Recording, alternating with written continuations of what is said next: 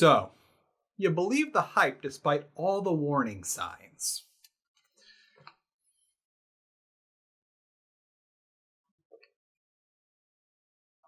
In hindsight, I realized this big green jug against a green screen probably wasn't a good idea, but this is the biggest sippins I got. Okay, I'm not gonna clown on y'all too hard, but some of you have certainly earned yourself a trip to the circus. Welcome to the first part of the Cyberpunk 2077 review. Before we get too into it, let's revisit my predictions video. But before we even get into that, I just want to give a shout out to patron and Discord regular Pineapple X, who recently released a pen and paper game, Wendigo, which debuted at #1 for new pen and paper RPGs on Amazon. That's really cool, and I'm really happy that somebody's finding some serious success in these times. Like, I'm not even being paid to do this. I'm just really happy for the dude. Good on you, man. Gonna put that here. Now, about that predictions video. Now, despite me asking some gamers to maybe be reasonable about their expectations based on what we knew about the development of the game, I was met with the dislike train, nerd rage, and even an empty threat of violence or two, but I'm not surprised. However, breaking every mirror in the world doesn't change what your reflection looked like, and it appears that unfortunately, I was 5 for 5 on my predictions. Well, personally, I'm counting it as 4.5 because while there have been some people claiming to be ex-CDPR devs coming out and talking about things after the game launched, it's a throwaway Reddit account, which that has all the validity of like an image board leak. Like, just don't believe it until you see it verified elsewhere. However, the post did track with a lot of recent revelations about the work environment over in Warsaw, so it's kind of what we were expecting. We were still dead on about the massive day one patch trying to fix all the oopsie whoopsies, the disparity between the recommended specs and what you actually need to run Cyberpunk 2077 with all the bells and whistles, the existential crisis of mass disappointment, and parts of the game feeling very half-baked. We're not even going to talk about that last one too much, like for the end game, since this is going to be mostly a non-spoiler review. So, as for where I am in the game, I've got one playthrough under my belt, which ended up being 30-some hours. I did a fair bit of side questing and was a bit over-leveled by the time I hit endgame, but I know there's probably more out there for me to experience. As you might have seen in the title, this is probably the first part of the review, as I'm sure there's more stuff to experience once I really know what I'm looking for in Night City, and maybe there's a few different questlines I missed or could have tried to resolve differently. I know I missed out on some stuff based on my actions and what it tells me. We're mainly going to focus on the context and core gameplay here, and then later on, depending if this tracks well, we'll do a second playthrough review, and if I can find anything else interesting, we'll cover the story, all that good stuff. Now, before we get started, I'm going to give you a little TLDW for the Cyberpunks in the comments already. It's a good game and an overall good time. Strike that. It's an okay game and an overall good time, but Cyberpunk 2077 is inexcusably buggy even when running on a machine well past the recommended specs, and even if those bugs weren't there, it's not going to be going in the history books based on the value of the game alone. Cyberpunk 2077's legacy will be the derailment of the hype train and how it released in a state so bad it got pulled from multiple storefronts, and as of writing this, there are 4 pending lawsuits against the developers with various causes of action. The game itself is good, but not good enough to be avoiding its legacy of total and complete just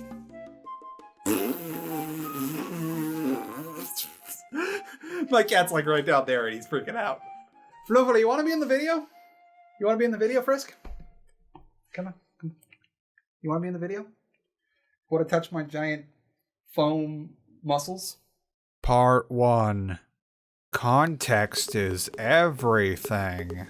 It's worth remembering that Cyberpunk 2077 had nearly 9 years of hyping up before we finally got our hands on the game. A lot can change in the scope and direction of any sort of major product in the course of that much time. Cyberpunk 2077 was likely announced as soon as it was in the conceptual stage, which probably wasn't a good idea. If other games tried to do this, we would have been accidentally misled into thinking that Dead Space was going to be System Shock 3, or that Bioshock was going to take place in an abandoned Nazi lab on some remote island with a bunch of animal-human hybrids. Another point of interest, at least personally, is that I haven't heard too many people go over how it's highly likely that for those last 8 years and change, Cyberpunk 2077 wasn't even being actively worked on.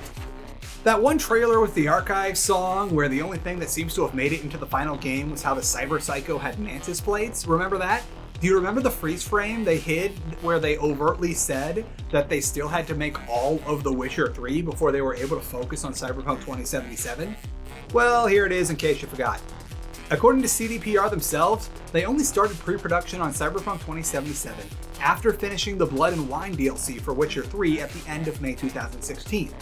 My own guess is that between the name announcement in mid-2012 and starting pre-production, they were still in the concept stages with no real work on the game, since they were still consulting with Mr. Mike Pondsmith and watching Blade Runner on repeat.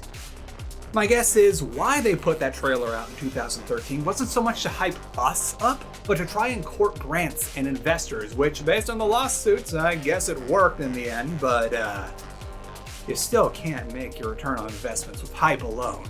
It's also worth noting that based on starting pre-production in June 2016 and the initial planned release date of April 2020, the execs at CDPR thought that they could make something roughly the size and scope of GTA 5 despite never making something on that scale before, and with only half the amount of people Rockstar had at their disposal, according to a few quick and dirty Google searches, and on top of that, all in less than 4 years. To be fair though, according to Rockstar, GTA 5 took them 3 years, but then again, they were working with twice as many people and they knew what they were doing. In the end, it took CDPR like 4.5 years to get Cyberpunk 2077 out the door, but it was in a blatantly unfinished state. I bring up the GTA comparison because, for one, Cyberpunk plays a lot like Grand Theft Auto, and for another, I wouldn't be surprised if it turned out that the entire onus behind this is that CDPR took a look at Grand Theft Auto 5's crazy success and were like, yeah, we could probably do that. There's a sea of articles from the last 4 years since development actually started on Cyberpunk 2077, where CDPR's CEO talks about how nice the game's going to be and how great they treat their workers compared to the other guys, which elicits a whole lot of posting that one meme was Tyler the Creator in it. The subsequent investor talks and that one little chat management had with their devs after launch shed a lot of light on just how disconnected management was from the rest of the dev team, which likely contributed to how hard the hype train derailed at launch, and to continue the metaphor, that hype train hit the petroleum line, and they're about to be in a lot of trouble real soon. When it all finally caught up to them, we saw a lot of stuff that some of us noticed was pretty sketchy as they realized they'd gone overboard with hyping up what the devs had been able to make a reality of.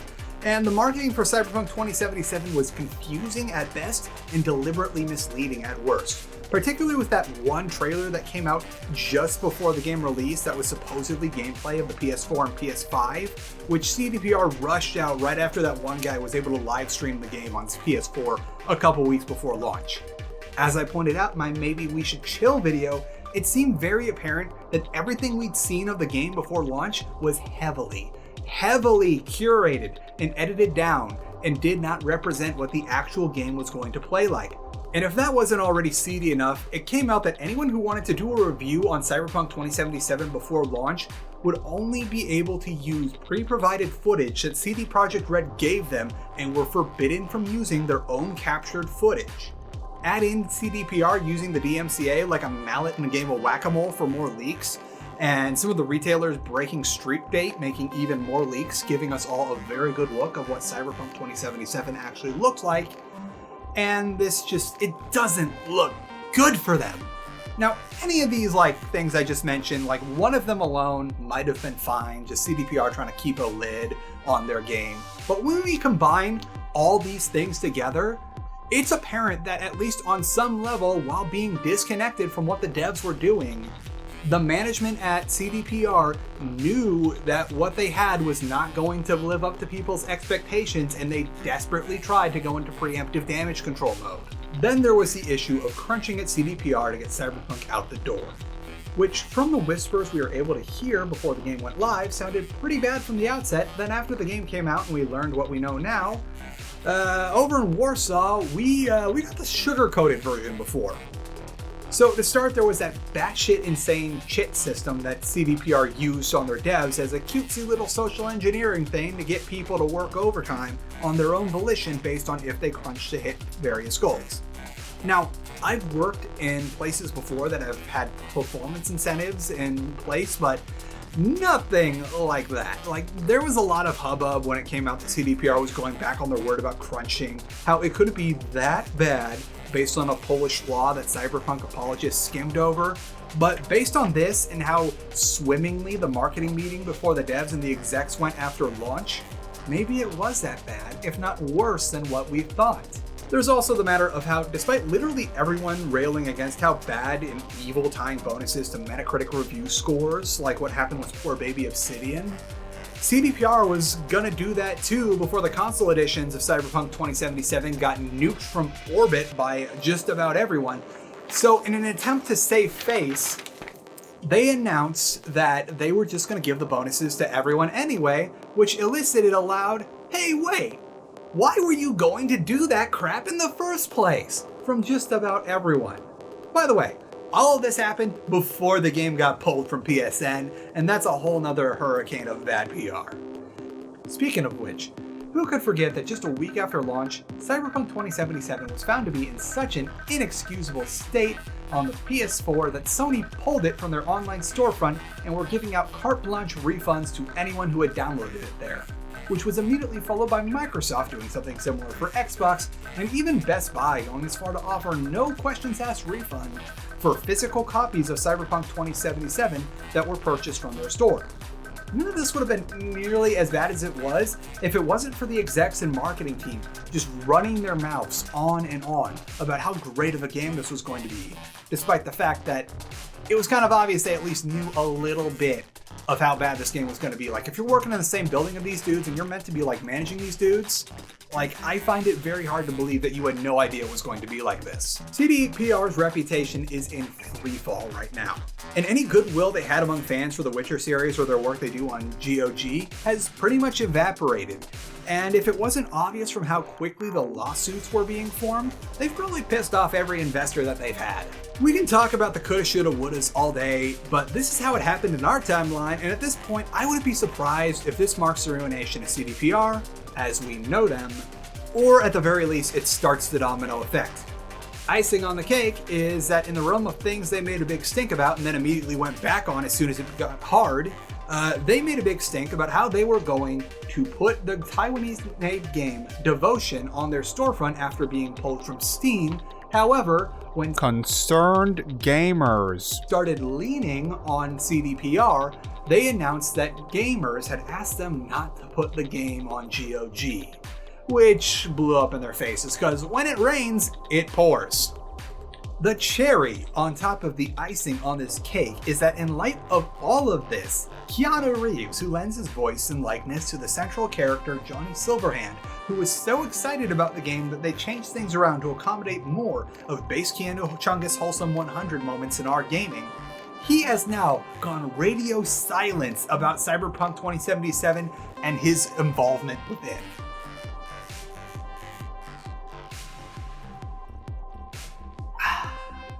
Part 2. Well, it works on my machine, though. Alright, we've covered all the details about how CDPR's upper management royally bungled this one.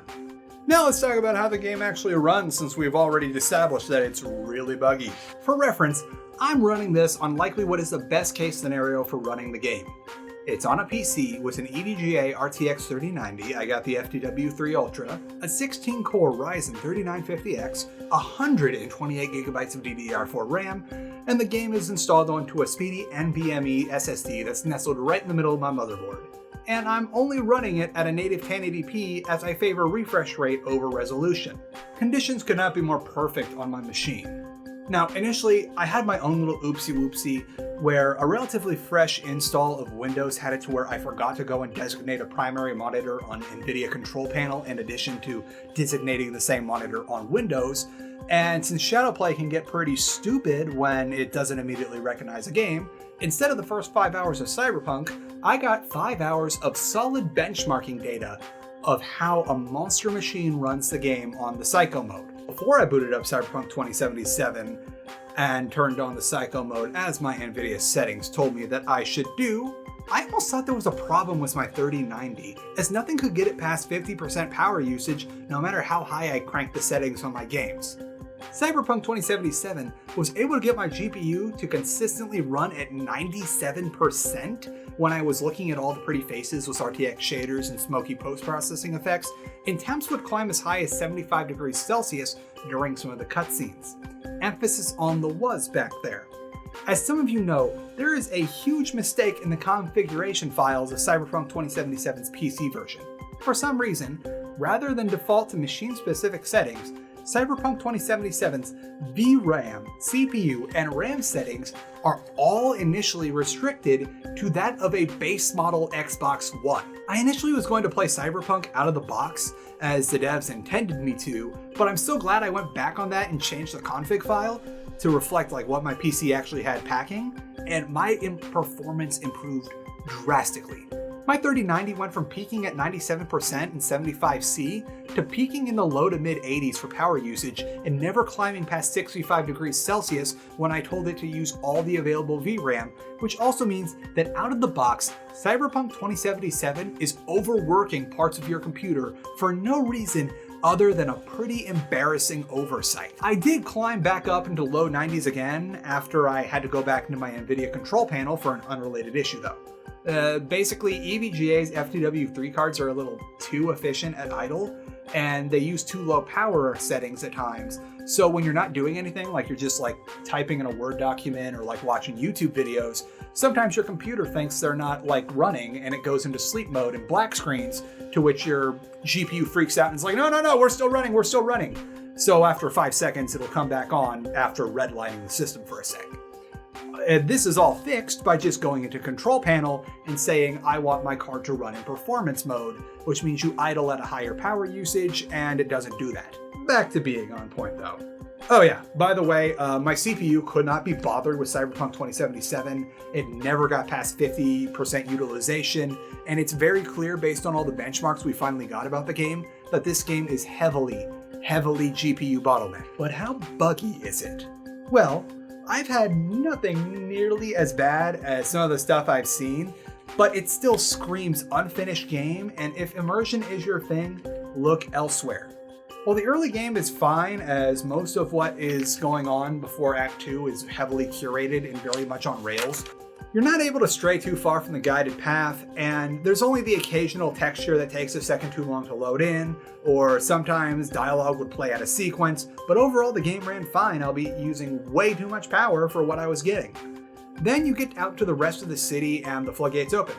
Textures on people's shirts are never not wonky, people are T-posing whenever the situation changes and they can't get into the default cower position, and for whatever reason, cars clip into each other all the time and then fly into space when physics catches up to them and the cars realize they're not supposed to be doing that. And people frequently forget that they're supposed to be dead too. Also, if you get a phone call mid-quest dialogue, both sets of dialogue will play over each other despite V asking the caller if they could call back and hanging up on them, but the conversation will keep going and you'll get the wrong prompts for the guy you're supposed to be talking to, forcing you to wander away from your current quest, getting made fun of by Takamura, and then you finally can walk back and continue your quest when the phone call is over. It was to the point with all the ridiculous clipping issues and NPCs doing things that they weren't supposed to be doing that I never bothered to use fast travel because it was just so much fun to drive around and see what ridiculous stuff the game was going to do next. Now, let's get to the NPC AI, which is very unfinished. Remember the selling point of Cyberpunk 2077 where they said that there was going to be 1,000 NPCs that all have their own little routines in Night City? Nope. They all spawn into existence as soon as you have them in your line of sight, and they'll just walk to the end of whatever street you're on and then out of sight. And as seen from a few memes already, They have no real panic AI aside from stopping whatever they're doing and getting into the cower position if the player fires off a gunshot.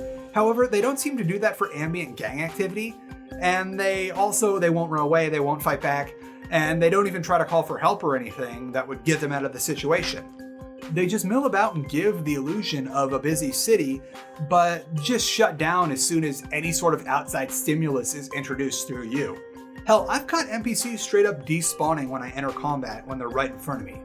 Speaking of spawning and despawning, same goes for police.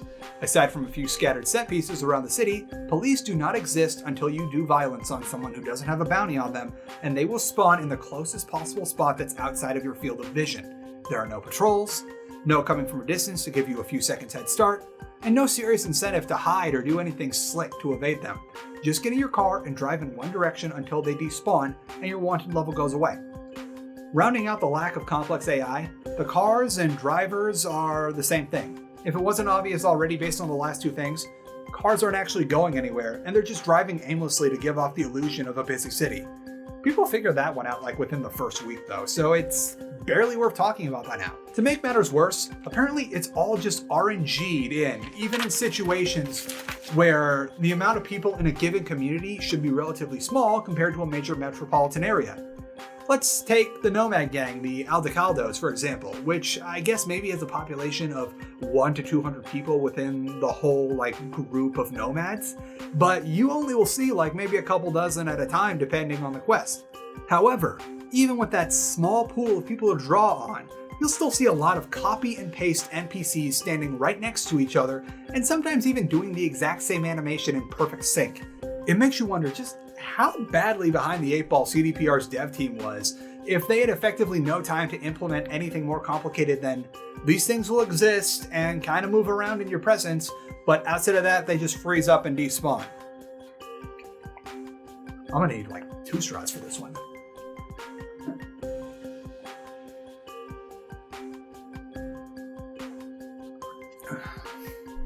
Lastly, rounding out how the game runs is the half-implemented or outright unfinished features in Cyberpunk 2077. For one, there's a huge metro station people found that's all just empty buildings with no textures or objects in them. However, there are still departure and arrival PSAs.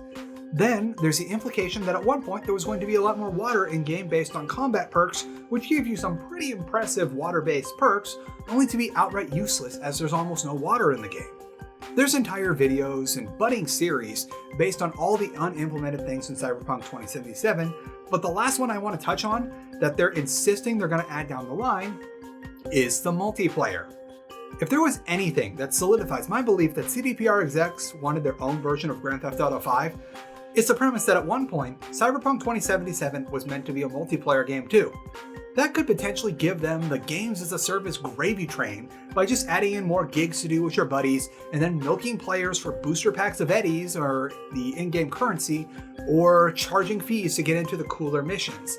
And if they got that right, they'd start implementing other things they cut like customizing cars, allowing players to buy their ways into new apartment or owning property, and all sorts of stuff they could charge outlandishly high in-game prices for, and then conveniently offer you booster packs of eddies for $19.99. If anything, this is somehow, we are not in the worst possible timeline because CDPR's dev team just didn't have the time or ability to make that a reality, so we do not live in the hell timeline where we got another crappy games as a service shit show that ultimately implodes. Instead, we got a walking, talking disaster in an overtly unfinished game that was hyped for the last 8 years. Part 3. Why does Charl? It's been nearly 25 minutes. Hurry up and talk about how the game plays before we lose everyone. Alright, fine. Alright, buckle up and heed this warning. We're going to talk about something that could be considered a spoiler right from the outset before we get into the nuts and bolts of the game, because while it isn't necessarily a plot detail, it's something that if you know about will fundamentally change how you play the game, based on if you're aware or not of what the game does. Okay, last warning. 5, 4, 3, 2, 1. Alright, big spoiler. Despite everyone telling you that there's only 2 weeks for you to resolve this Johnny Silverhand thing or else you'll take over your body and you die, And despite like all the side quests saying, hey, you could do this, or you could try to figure out how to get this AI out of your brain. Despite all of that, and the fact that like the quest line in your main menu is literally called ticking clock, there is no ticking clock. You can spend as much time as you want messing around and doing side quests with almost no consequences.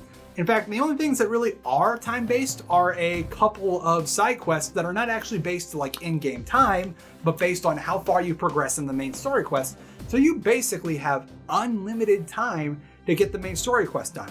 I found this out because I was like believing the whole like, oh wow, I really got to get all these main quests done and I can like do all the side quests later post-game. And I was going so fast that I was worried that, oh, I might be missing out on some time-based quest. I should go and check if Cyberpunk 2077 has a post-game mode. And I found out that nope, no post-game. You just get an option to click back and go to the point right before you start the final mission chain. And then after like, wait, how would that work if I'm on a ticking clock here? I Googled around and found out that there is absolutely no like time-based thing on Johnny Silverhand taking over your body. You can do whatever you want. And after I learned that, it was like flipping a switch. The game went from this tense rush to get everything done in a race against the clock where, yeah, there's all this cool stuff to go do and see, but you can't do that right now. You have a parasite in your brain too. Yeah, whatever, the relic can wait. Like, let's go find Delamain's AI babies and go look at some tarot card graffiti. The funny thing about in-game time, by the way, is that time only moves when you are moving. It's weird. It's like, if you stand still and try to wait outside like a location, like one time in the early game, I was a bit early to a story quest, so I decided I'd just hang out outside of this nightclub for a bit. But I just stood there for 5 minutes and no time passed at all. Like, I know you can hit the skip time button, but I was like, it was too close, I'll just wait. And I just kept sitting there until I eventually realized, wait a minute, I'll just go run around or something. And only when you move does the in-game clock move with you. Why? Okay, welcome back to all of you that didn't want spoilers. Now let's go over how Cyberpunk 2077 is absolutely not an immersive sim. I don't know exactly why, but there's a number of heavy copium users insisting that Cyberpunk 2077 is an immersive sim. But if I had to make a guess, it's probably some combination of how CDPR's marketing team compared the game's protagonist V a lot to Adam Jensen and JC Denton, and how immersive sims are frequently viewed as timeless, iconic games, and that means if Cyberpunk 2077 is an immersive sim, it would also mean that Cyberpunk 2077 is going to be a timeless, iconic classic. No dice, no 451. I'm not even holding it right, look at what you make me do. Also, there are bad immersive sims, we just don't talk about them all that much. First major reason why Cyberpunk 2077 is not an immersive sim. It does this thing that The Outer Worlds does, which I talked about in the beginning of the Hell Year, in which, yes, you get a lot of options on how you want to tackle any given task, but they're all options that are explicitly intended by the developers, and you are punished for trying to think outside of the box because they simply don't code things for it. Going back to that one clip I posted the other day where I tried to sneak past one of the guards to get in through a side door, yes, you could double jump over that one wall. However, that wall is conveniently like half the height of all the other walls surrounding the compound, and on top of that, there's a bunch of shipping containers conveniently placed just outside to be used as a jumping off point, which in reality no security manager in their right mind would allow to happen. It was intended for you to try to jump over like that. And as many people have found out the hard way, Cyberpunk 2077 isn't built out like, say, Dishonored or Prey. So if you use a double jump a lot, you'll break the game and also find that there are like a lot of invisible walls if you try to do certain things. Cyberpunk 2077 is more of an open world RPG that's very light on the RP part of that acronym.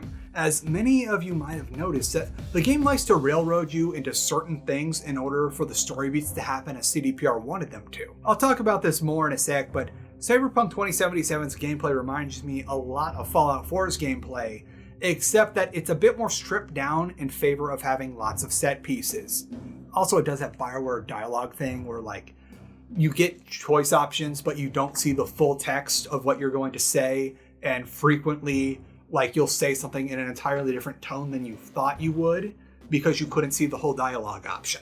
Cyberpunk 2077 just looks like Deus Ex because they're both games with cyberpunk aesthetics that feature a lot of human augmentation, but the Deus Ex series plays very, very differently from Cyberpunk 2077 or another open-world RPG.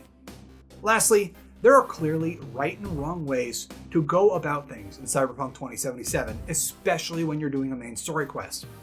Cyberpunk 2077 tries to railroad you a lot into loud open combat whenever it can, and it's willing to cheat to achieve that end. I managed to near perfectly ghost my way through the big heist mission that sets off the story for the game, only for the game to repeatedly spawn bad guys on top of me until I was discovered and forced into a shootout.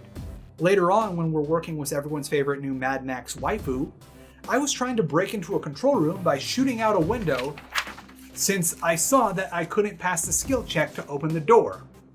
But I wasn't able to jump through the window to the point that the game warped me 100 yards away from said window like I was stuck on it, and only when Furiosa suggested that I go in through the window when I repeatedly failed the skill check was I actually allowed to sneak through that window in order to access the control console.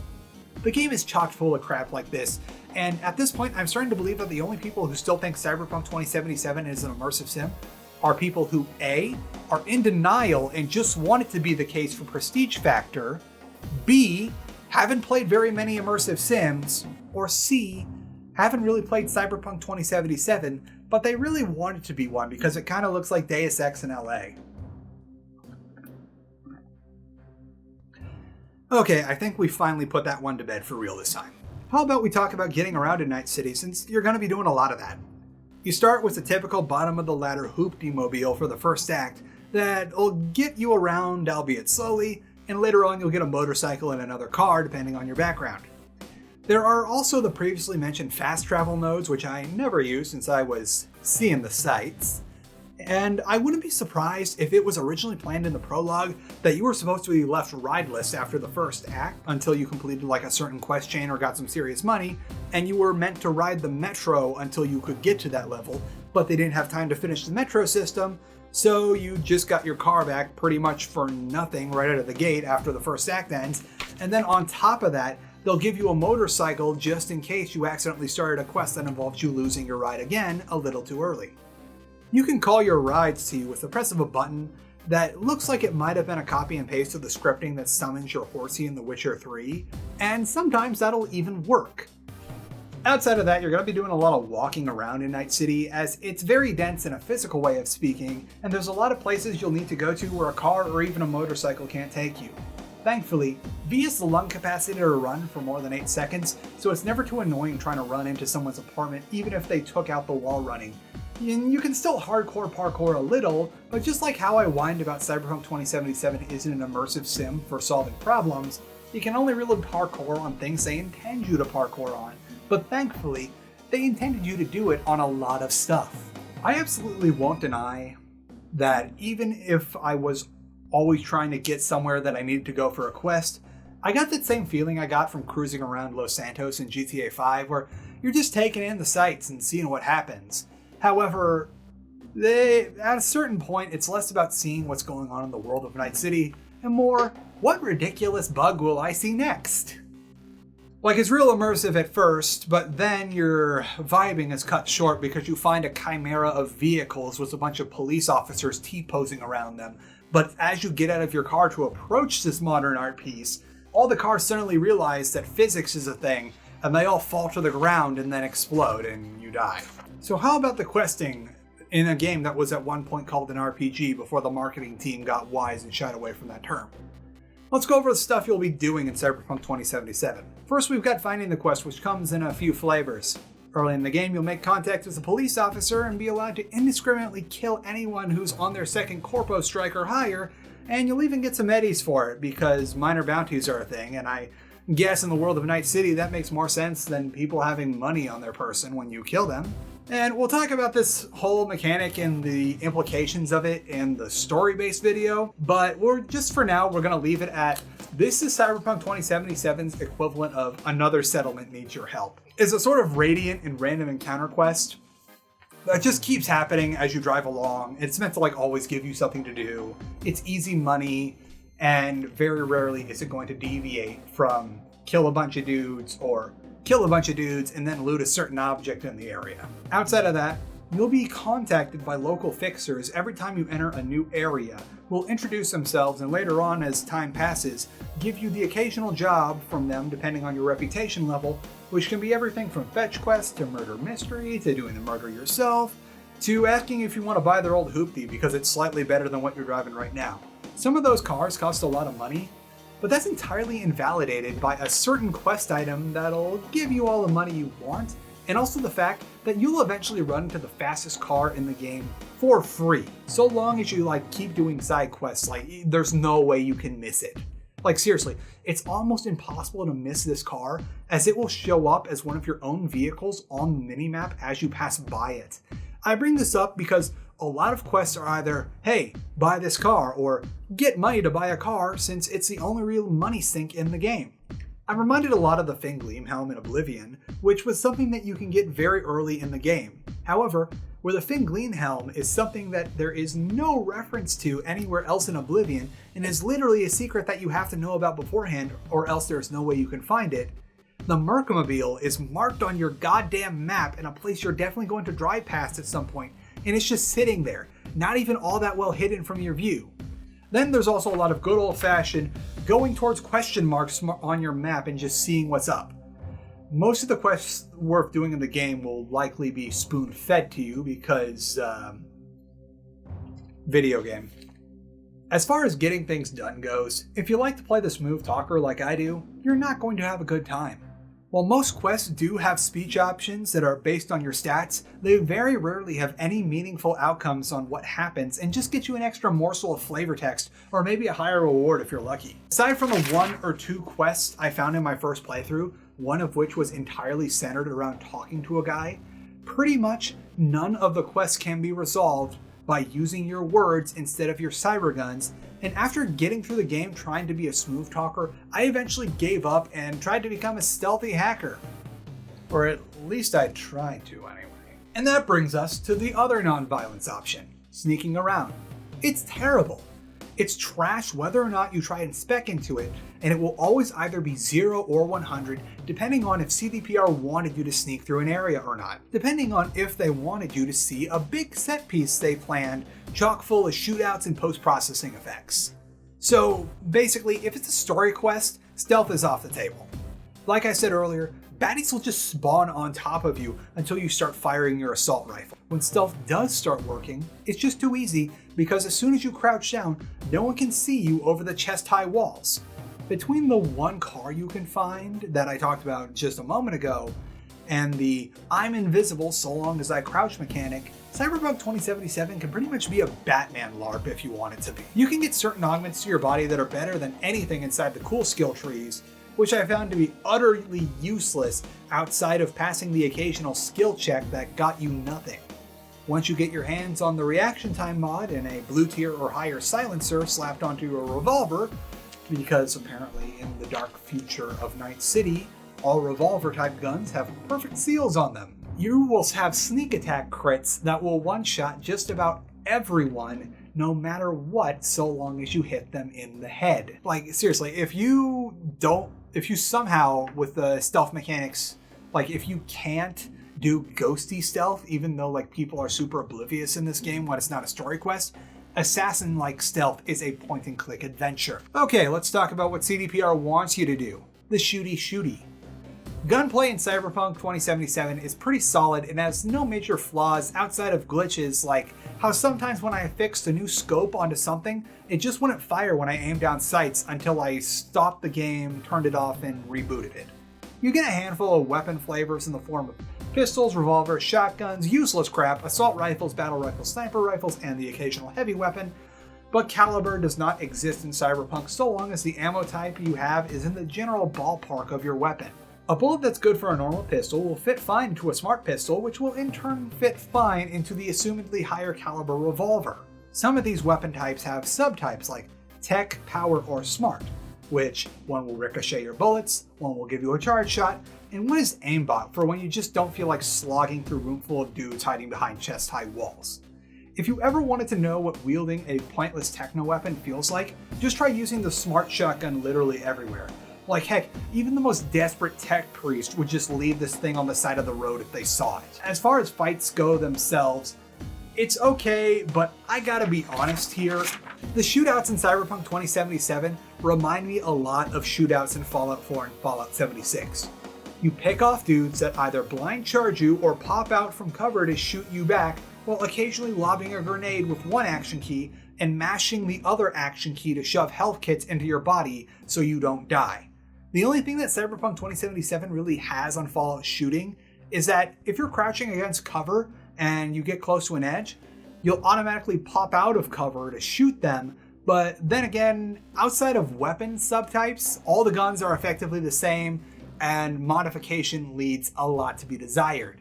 And if you're in the thick of it, while hacking is a good way to get a jump on the enemy if you aren't noticed by them, there's just no way you can do it in the middle of a fight because even with slow time, too much goes on. Outside of combat and questing, you've got stuff, I guess. Most of this stuff doesn't really feel like all that much love was put into it though. And these things are here just because CDPR felt obligated to put them in because every game has them now. All the following are unsatisfying as best and overtly unfinished at worst. Crafting. It's a thing you can do. You can make pretty much anything in the game so long as you have the right color components and the relevant skill levels, but outside of the base guns and quick hack abilities, there's not a whole lot you can do. There's no unique parts you need to find for certain things, and your crafting options are limited to what color do you want this weapon's outline to be in the inventory menu, and what kind of scope do you want. Also, do you want a silencer on the barrel of your gun, or do you want a silencer on your gun? There's also these mods that they're called mods. It just looks like a random microchip that probably goes somewhere in the gun. But all of them are basically just buff X stat by Y percentage. And there's almost nothing that's unique or changes how a gun works. Further reinforcing that all the guns are just stat sticks in Cyberpunk 2077. Seriously though, after 30 hours of playing, the only barrel mods I can find were the silencers. No muzzle brakes, no compensators, no option to have a shorter or longer barrel, not even a forward grip. My personal theory on this is that you can't really see silencers on the character model, and once you've made one silencer, the others are fairly similar to make. And when we think about optics, there's really not much different from them than, oh, this zooms in by this much and this zooms in by that much, which means that while the optics will look different from each other, they're all functionally the same. Any other kind of gun modification would require a meaningful change to the weapon's in-game model or a significant working to how the gun plays, which CDPR's devs just couldn't do. Now how about those skill trees? Well, they're big, they're complicated, and mostly useless. As previously mentioned, there are some skills in there that would only work if certain cut content was still in the game, and even in that stuff I ended up speccing into, I found that there was a lot of just useless stuff in my favorite tree, and I had to get it anyway because there's no way to get stuff unless you spec into previous stuff. After a while and looking through the other skill trees, it just kind of felt like CDPR wanted to have a bunch of big complex skill trees like we're going back to World of Warcraft, but they had no idea what to put inside those skill trees, so they just filled it with a bunch of useless stuff and were rushing so hard at the end that they forgot to take out things that would now be useless based on cut content. And heck, even when we talk about the good stuff that you have to get, that you'll eventually get, most of it is pretty standard stuff for a video game. And I can't help but be reminded that when I played Deus Ex Human Revolution, I didn't have to spend 30 praxis in my cranium to get the hack turret ability. The only thing I had to spec into before I got that was the thing immediately before it, the hack cameras, which is useful. I don't get why, it feels like it's just padding. It wants you to grind more to get the skills you want, so you have to be way over leveled to get anything you actually want in the game, and you're gonna have a ton of useless skills by the time you hit endgame. Now let's talk about inventory management. It's a hot mess, and even with sorting options, it's hard to look at times, and I'd accidentally sell things that I had equipped since all you get is this little green tick inside of the box that shows you've equipped it.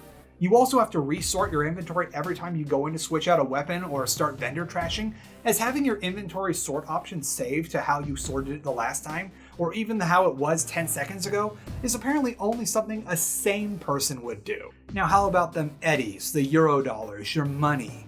As long as you grab a few basic hacking skills, it won't be an issue even without using the big exploit.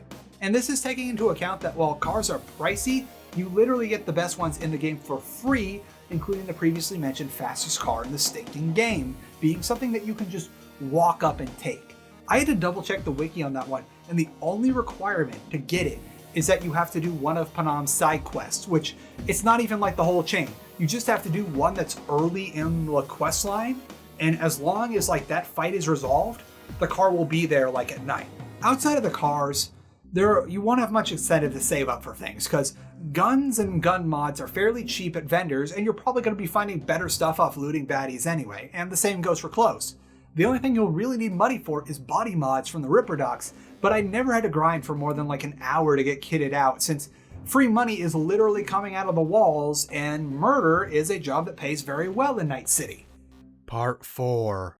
Charl, these red letter media references are getting a bit worn out now. Well, the same could be said about how you sound like the guy from Llamas with Hats, which was entirely unintentional, by the way, but I just went with it after a while.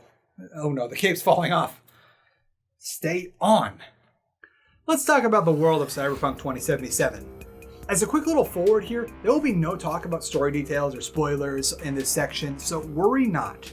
We'll do that in another video, which I may or may not be bothered to make. This will all be about world building in Night City, or the lack thereof.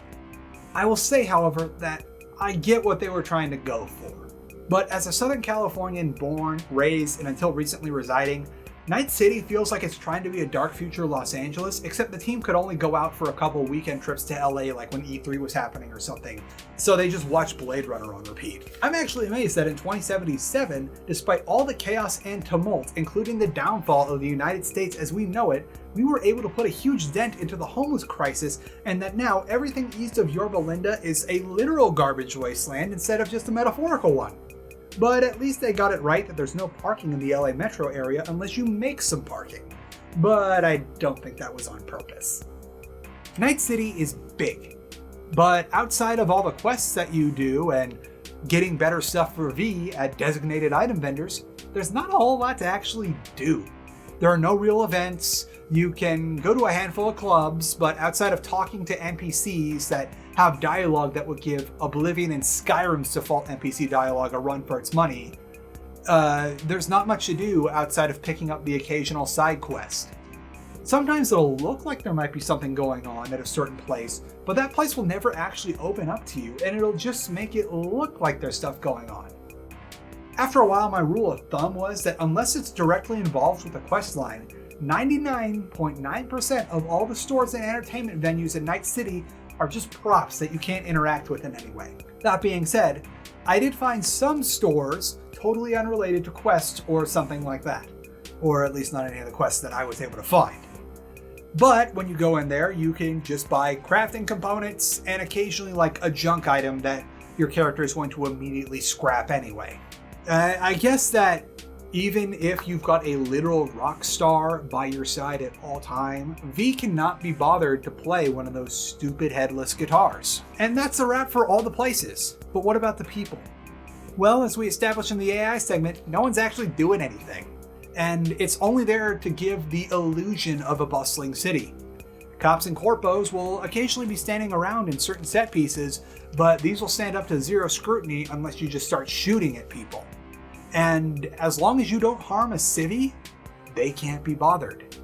But we already covered this, so let's keep going. Civvies are the same thing, they've got exactly nothing going on.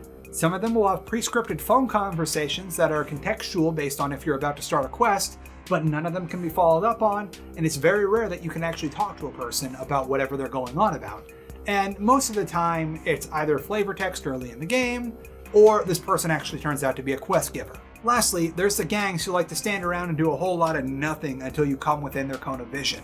Then they'll shoot at you regardless of your previous dealings with them. This includes the Radiant Crime Stoppers quests you get while driving around. You can just stand there as long as you want, and the bad boys will totally ignore you until you get within 5 meters of them, and then they'll fight you. They'll just keep on pretending to do things until you engage them. Then there's all the regions in Night City. Most of the city proper is pretty samey, save for what I guessed is supposed to be the bougie area, and some of the areas on the fringes like the Badlands. You'll see mostly the same cars in almost all the areas, save for, again, the Badlands, where CDPR bothered to stick to a theme. You'll see nice cars in the Kabuki, and beaters in Corpo Plaza. It's a bit jarring since even as far back as San Andreas, you never saw an Infernus on Grove Street unless you were the one that put it there. Everything in Night City gives off a vibe that is wide as an ocean, but about as deep as a puddle. I know there's a lot of lore that allegedly went into making this game, and you get opportunities to hear some of it in elevator blurbs, which is like they've got you as a captive audience, so they'll throw lore at you. But none of this lore is independently discovered. It's just told to you, or it's occasionally found in like an ebook sitting around, but there is very little like actual world building in Night City. It's like, and on those elevator scenes, like it's just news articles that are like overtly telling you like flavor text, like it's a thin veneer. It's like, what, you couldn't even as so much as be bothered to like hire Garrus's voice actor from Mass Effect to like awkwardly try to chat you up about the news while you're in the elevator, which, come to think of it, this game really could use some calibrations.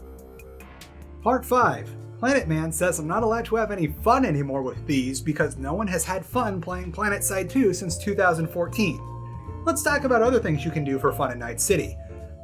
Quick spoiler alert, this is going to be a very short category. Let's start with the cars and driving.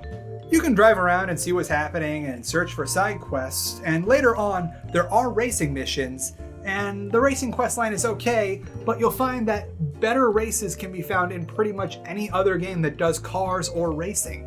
And on top of that, there's only like 4 actual racing events like in one quest, and nothing beyond that. And if anything, that's kind of to the game's benefit because these are about as standard and basic of a race as you could make in a game like Cyberpunk 2077. But at least it's slightly more of a reason to try and get a better car outside of getting to places slightly faster. But wait, if you still have your Hoopty Mobile for the racing missions, the quest giver will straight up just let you use their car instead of having to potentially go away and come back when you have a better vehicle, because that would require effort. Then there's the romance options that make Mass Effect 1 and the Fallout series romance options seem complex. There are 4 characters who have actual romance lines, plus a couple of one-offs and, tradespeople. Not today, demonetization. And the kicker here is that each of the big 4 are only into a certain type of person, much like how a real-world person might have personal preferences in their own romantic partner. This is probably the only place where CDPR made choices actually matter. Outside of that, it's so utterly basic, and is as straightforward as picking the flirty option every time it's presented to you, until you fed enough niceness tokens to the person you fancy and they take their clothes off for you. This kind of crap is why so many neckbeards have unrealistic expectations about courtship and are quick to get discouraged when it comes to love after walking up to someone they've got some sort of task or business obligation to do with, and then learning that dropping suggestive pickup lines and unsolicited body contact does not get them what they expect, but instead a face full of mace and possibly fired from their workplace depending on where this all went down. Way to regress romance options in video games by a literal decade, CD Projekt Red. Wait, scratch that. Mass Effect 2 had actual consequences if you tried to be too aggressively flirtatious or two-time, so more like 15. Like, seriously, and as for the nudie scenes, they're bad. They're like worse than late-night HBO specials before they got all into prestige television levels of bad. They're not worth... Actually, nothing in the romance is worth anything. There's only a couple, like, bonus options toward the end of the game if you romance a certain person that will be helpful, but at the same time, as long as you do the romantic partners for potential quest lines, there will be no consequences on whether or not you have adequately romanced this person or not when entering the endgame. Lastly, we've got stuff to blow your eddies on, but I've already talked about this several times, so I'll be quick. Yes, you can spend your money on cars and biomods, but it's pointless to buy weapons because you can either make or find anything on your own, and cars are things that pretty much just come out of nowhere and you get to keep them for nothing. It's kind of sad too, because they did intend like ways for you to make easy money. Like once you get some basic hacking skills, money will literally be coming out of the walls for you. And some quests actually do pay well. But there's pretty much no reason to grind for money in Cyberpunk 2077 once you have a decent set of biomods. There's no roleplay, there's no clubs, there's no like buying stuff for your apartment. Like you can't buy a new apartment, but you can't buy like decorations for it. You can't do anything with your money once you have a nice car and good body mods. There's nothing. It's empty. Let's wrap this all up. Cyberpunk 2077 was a rushed PR nightmare where CDPR's brass somehow managed to take the worst possible course of action at every turn, and in the end, what we've got here is a game that won't be known for its content, but for its controversy. I've said something like this before on the Discord, but I'll go on record here and say it again because it's relevant. The Witcher 3 is basically Skyrim that traded its accessibility and fun factor for nudie scenes and better source material to work with. And if we follow that analogy, Cyberpunk 2077 is to The Witcher what Fallout 4 is to Skyrim, except we're moving over and expanding gameplay mechanics in a new setting went fairly well for Bethesda, so long as nobody asked the New Vegas fans. It utterly backfired on CD Projekt Red as they went way out of their depth trying to make their own Grand Theft Auto clone, as it seems they never heard about what went down with APB.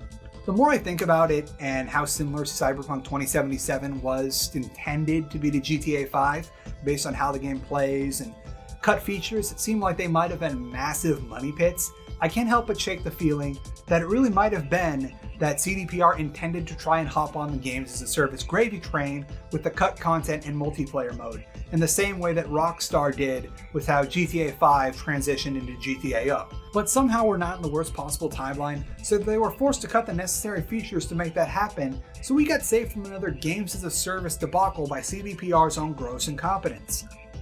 For now. All that set aside though, at the end of the day, Cyberpunk 2077 is a buggy mess that only runs well on the kind of PC that isn't even meant for gaming, that's unoriginal and shallow at best, and outright broken and unplayable at worst. And that feeling you get from playing it is only exacerbated by how CD Projekt Red spent the last 8 years telling us that this was going to be the game of games, all while showing us as little as possible until they had our money. However, just because something is unoriginal and shallow doesn't mean that it can't be fun and engaging with what it does.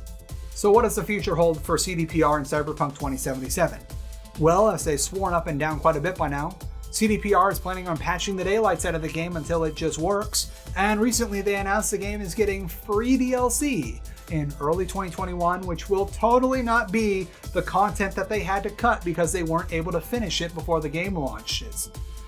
I wouldn't be surprised if they eventually pull a No Man's Sky and patch the game into a state that like they had in their mind before it went live, so long as they aren't litigated into the dirt before that happens. However, a lot of the problems Cyberpunk 2077 has aren't so much with bugs, but also with just core design features, like stuff that you can't just patch out, like all the heavy railroading that it does to make you do a certain thing. And it's going to take quite a bit to add enough features to make the world anywhere near as immersive as pretty much anything else. Like even to make it like a far cry from Grand Theft Auto 5, where like you actually could buy properties and do stuff and upgrade your car. Like that will take a lot of work, which, you know, I'm not sure CDPR has it in them based on how much they have to do. I don't think anyone has it in them. In spite of this, however, it's still a pretty okay game and good looking to boot so long as you're running it on a monster machine, only stick to the intended paths made by the devs, and you don't have a case of hype blue balls from the last 8 years. I enjoyed my time playing Cyberpunk 2077 to the point that I wish I could have had more. Just to be a big fat doo-doo face, I'm going to give it a score of 6.9 out of 10. And I'd say it's enjoyable, but wait until it's on sale for at least 42.0% off. So like maybe 6 months once CDPR needs to start paying for legal fees. For those of you that didn't wait for reviews to come out and didn't cancel your pre-orders, at all the warning signs, I'm sorry, bud, but when you burn, at least you learn. Thank you all so much for joining me in this fever dream of a review.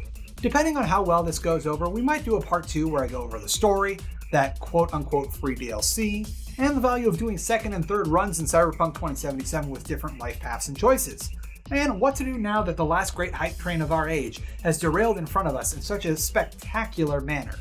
Thank you all to the patrons for supporting me, and hopefully you'll be getting your painless cards soon, as by the time this video comes out, I should have printed them and mailed them to you.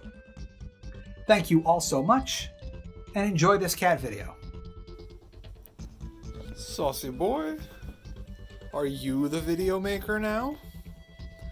You sitting in Daddy's chair? I keep finding you in this chair. What are you looking at there? Is that? Oh, you're just seeing what Mommy's up to. That's a look. Ooh, that's definitely a look.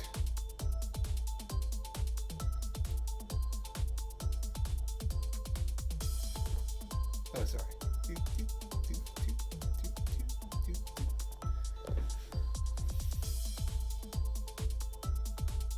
Oh, there's Mommy. Mommy's spying on you. Don't worry, Daddy's gotta go to the store and buy more snacks, so you can have the chair for a bit longer. But then Daddy's gotta get back to work. Scritchy, scritchy.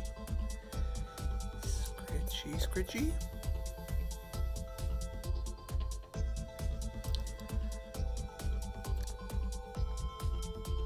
You just hold the fort for us while we're out doing the shopping, and make sure not to turn the faucets off or else the pipes will freeze. We live in an old apartment building. You got that?